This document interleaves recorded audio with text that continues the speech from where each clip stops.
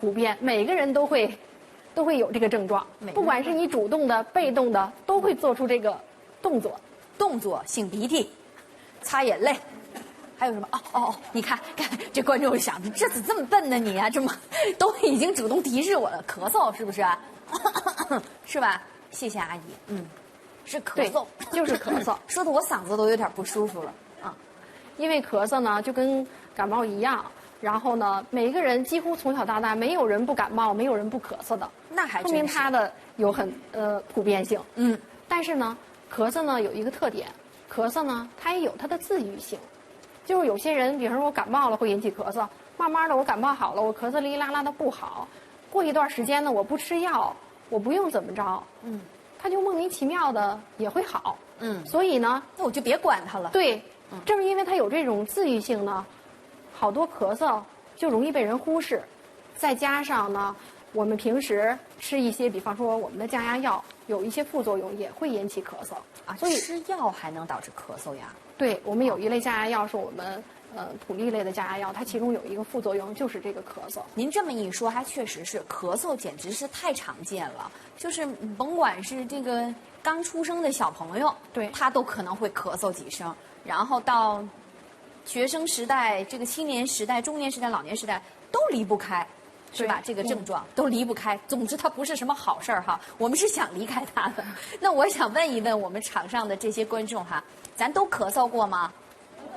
这肯定，这不用举手了，对不对？啊，这肯定全都咳嗽过。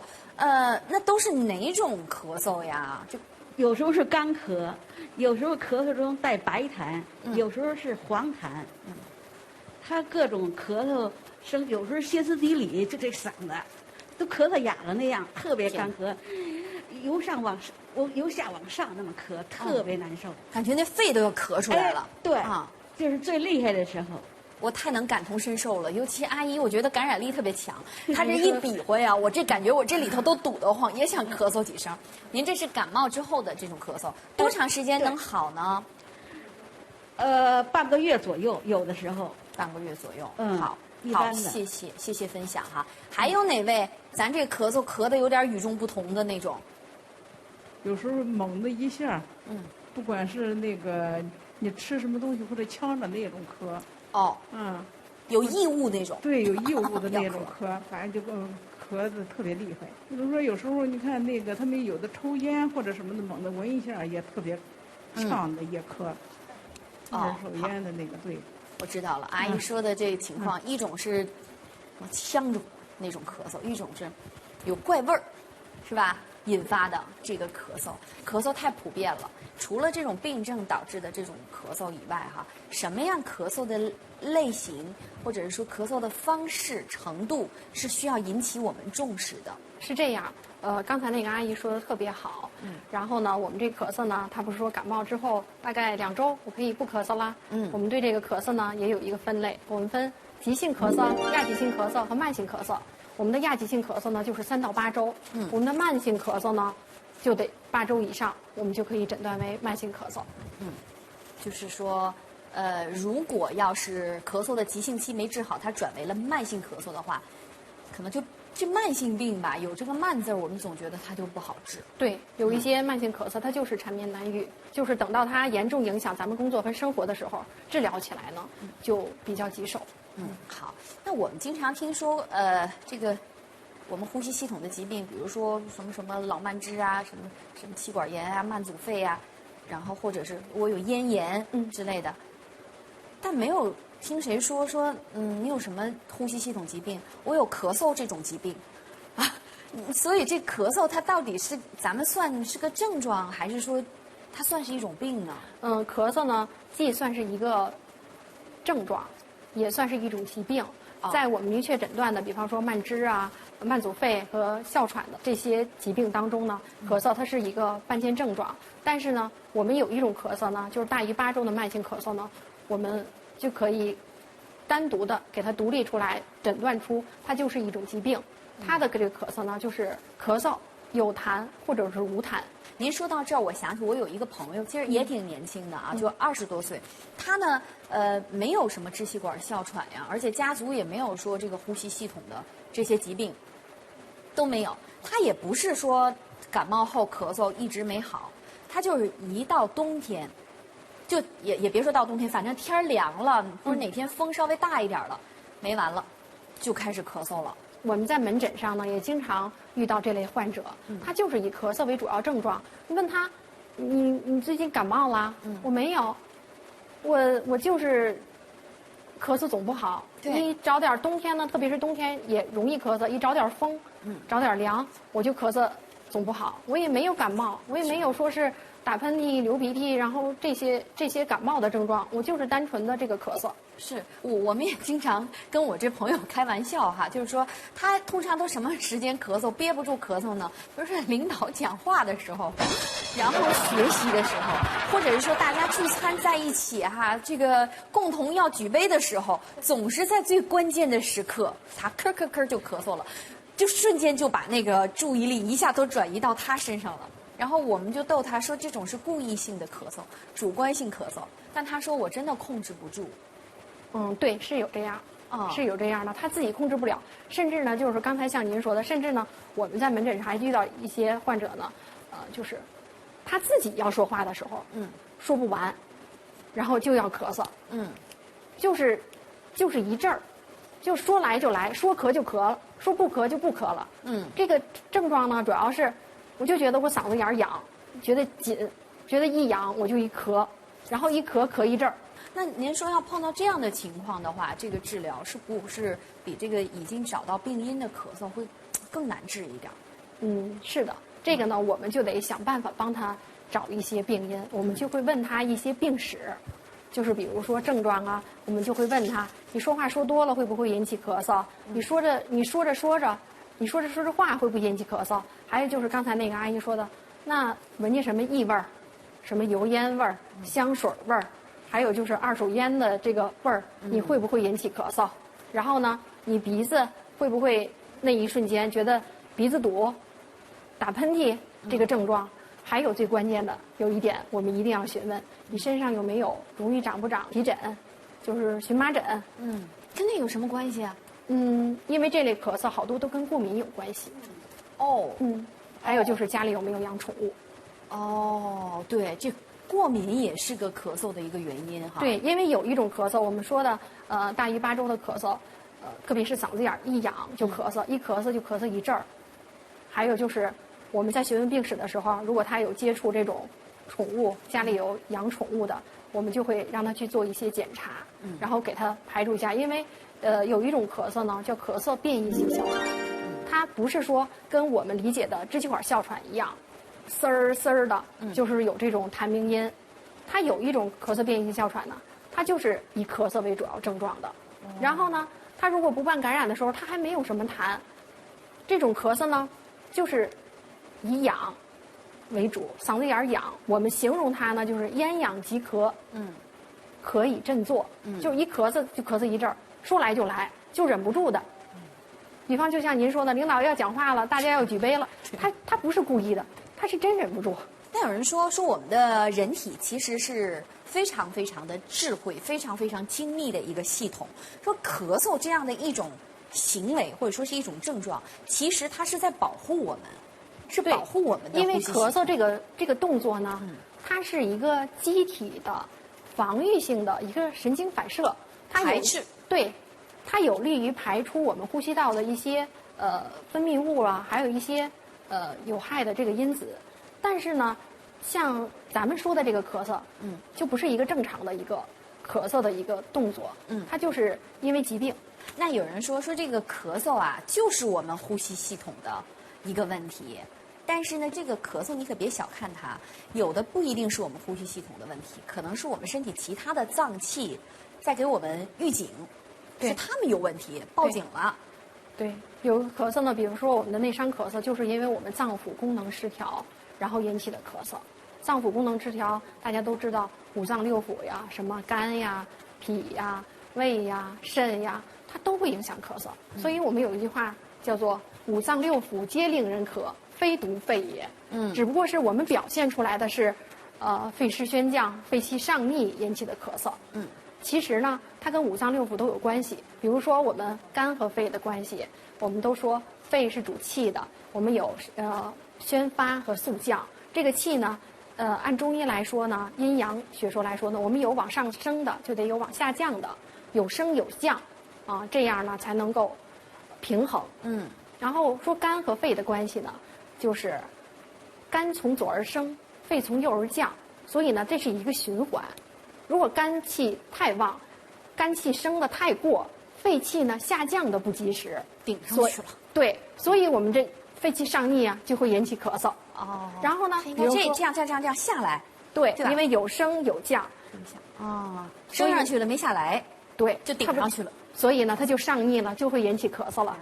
这个应该很好理解。好理解。就是比如说，我们有的人生气了，然后呢，我们就会，肝火就犯肺了，就会引起的咳嗽。肝阳上亢。对，比方说就会引起咳嗽，比方说痰里边带血呀，或者是我这胸胁胀满呀，两类的这个疼痛啊，所以呢，我们就应该从肝和肺的关系上考虑，就是在治疗的过程当中，我们就应该从肝和肺的关系上去辩证。然后呢，我们说说肺跟脾也有关系啊，肺是主气的，主呼吸的，主气的，然后脾呢是益气的。比方说我们吃的这些营养物质啊，都通过脾的运化呀，我们是上输于肺的。脾是升清的作用，是吧？对，是上输于肺的。由肺呢，通过宣发肃降，运行到全身的各个器官。所以呢，肺和脾呢也是有关系的。就像我们常说的，脾是生痰之源，肺是储痰之器。我们的痰哪儿来的？脾生的。所以他们还是密切相关的。对，它跟五脏六腑都有关系。下来我们再说说肺跟胃的关系。我们都知道呢，肺跟大肠相表里。比如说我们有肺热咳嗽的患者呢，我给病人开药，我就会跟他说，我说你这是最近有肺热了，上火了，我给你开点药，但是呢，这个药呢可能会引起你大便稀，但是你不用担心，我们泻肺的药都会引起大便稀，为什么？因为肺跟大肠相表里。从中医的观点呢，大小肠是属于胃的，而且呢，我们在发现，在治疗咳嗽的过程当中呢，我们降它的胃气，就是用我们的肺胃同降理论降它的胃气，也能降它的肺气。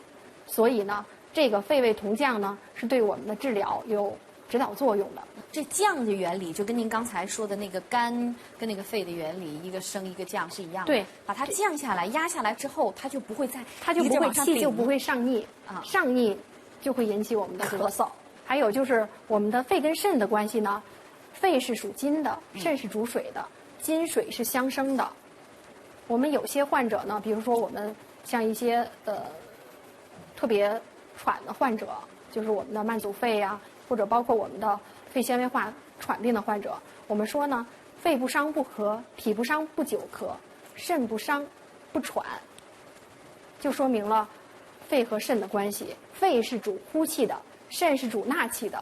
但是呢，肺的这个宣发肃降呢，也要依靠于肾精的充沛。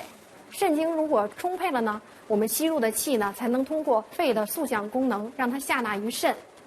这样呢，我们呼吸就不至于表浅。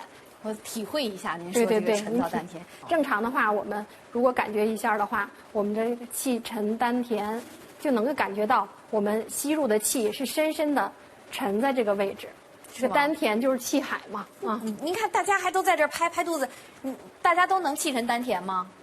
这真的可以吗？你们都可以吗？唱歌哦。咱们试一试，找这个气沉丹田的感觉。来，您教我们怎么气沉丹田，带着大家练一练。就是我们的深呼吸，深呼吸，吸气，就能感觉到这个气往下沉，往下走。是吸气要鼓肚子吗？对，吸气的时候鼓肚子，要摸着这个肚子。摸着。对，我这下意识的吸气的时候吸肚子，这就不对了。吸气的时候鼓肚子，鼓肚子。腹式呼吸确确实实是我们慢性呼吸系统疾病的一个，就是我们日常锻炼的一个经常要做的一个动作。怪不得。我们都会教给病人，包括就是腹式呼吸啊，练肺功能啊，包括有一些患者我们要让他练吹蜡烛啊，吹气球啊，这都是对我们的呼吸功能有一个增强作用和调整作用。您看我们自己主动性的进行腹式呼吸的话，其实也是在帮助我们恢复我们自己身体的健康，补充我们的元气啊。那我想问问毛主任，就是平时您在门诊接诊的时候，这个来就诊的这些病人，他们的这咳嗽，通常都什么样的咳嗽类型来就诊呢？通常呢，这些病人呢有感冒后的咳嗽。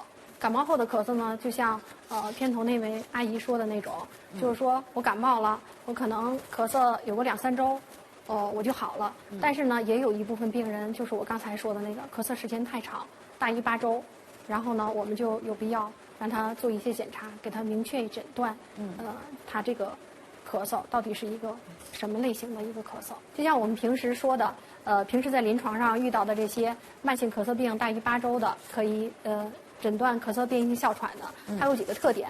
我们临床上呢，跟他说叫风咳。其实这个风咳呢，也不是我们给它定义的，是咱们的国医大师曹元祥曹老首创这个风咳的这个病名。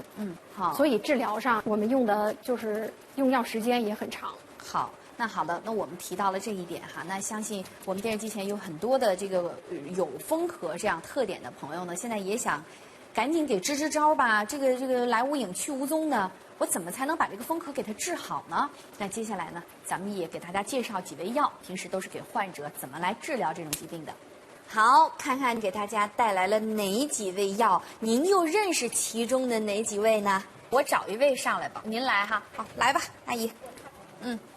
哎，看看这是这好像这个蚕脱下来那个壳叫蚕蜕这叫蚕蜕。也还有提醒的呢啊，对，还有提醒的，这多亏不是考试。对，好像有点像哈啊。说实话，我都没敢上手摸。这个不害怕，就是咱们看那寄鸟，说就是寄鸟，对，脱下那个皮儿，对，看，寄鸟了。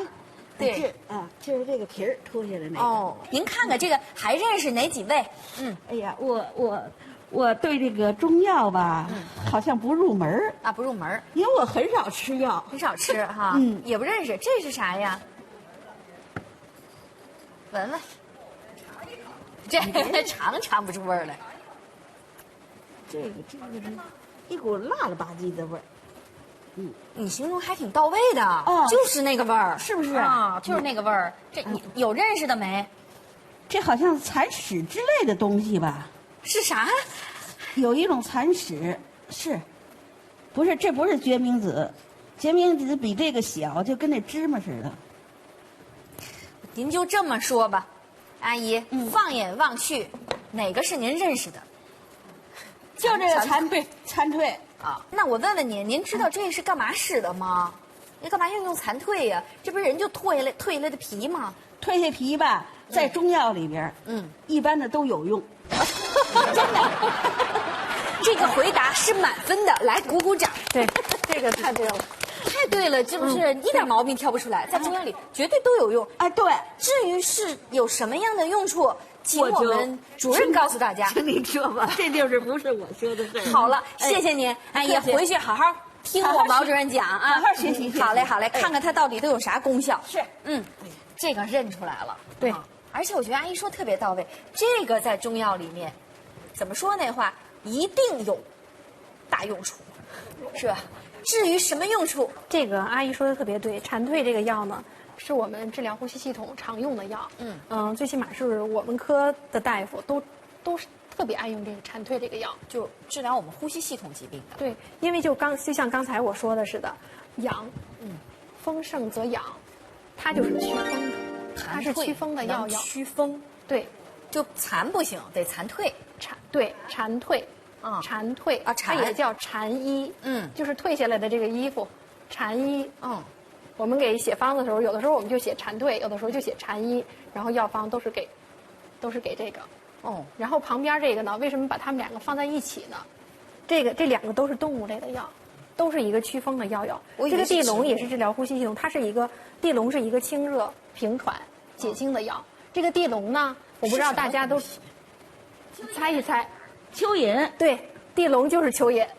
这我知道。蚯蚓我知道活着的时候是可以松土的。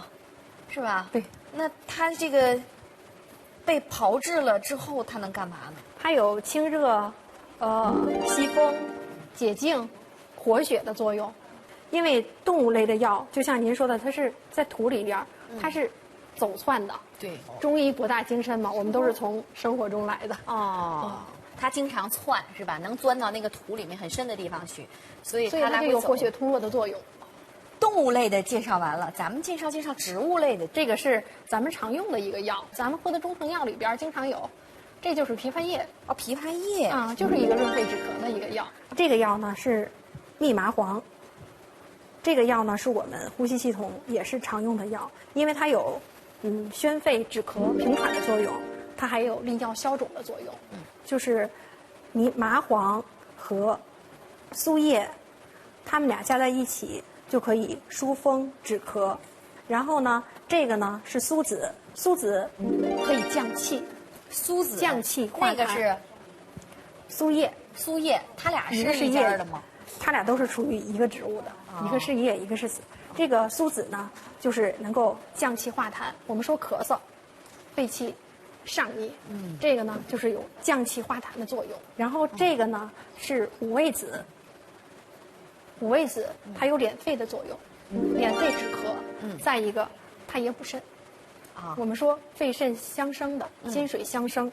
这个呢是前胡，它有解表、止咳、化痰的作用。它长得你别说挺像黄芪的，味道不一样，味儿不一样。它就是一个止咳嗽的药。还有我们这个呢是牛蒡子，这个是经过炒制，也是我们炮制过的炒牛蒡子。这牛蒡子有什么作用呢？就是嗓子疼，有利咽子解毒的作用。这些个药呢组合在一起呢，就是一个我们基本的一个风咳汤的组成。那就是说风咳的这些朋友们就主要是用这几味药，剂量大或小去调整，是吗？这只是一个基础方。我们还要通过辩证，然后加一些药或者是减一些药。比方说我们咳嗽有黄痰的，我们要加入清肺热的药，然后黄芩呀、鱼腥草呀，胆南星啊，可以加一些这个药。然后我们嗓子痒的厉害，咽痒的厉害的话，我们可以再加强一下疏风的作用。我们可以给它加点姜蚕呀，它也祛风。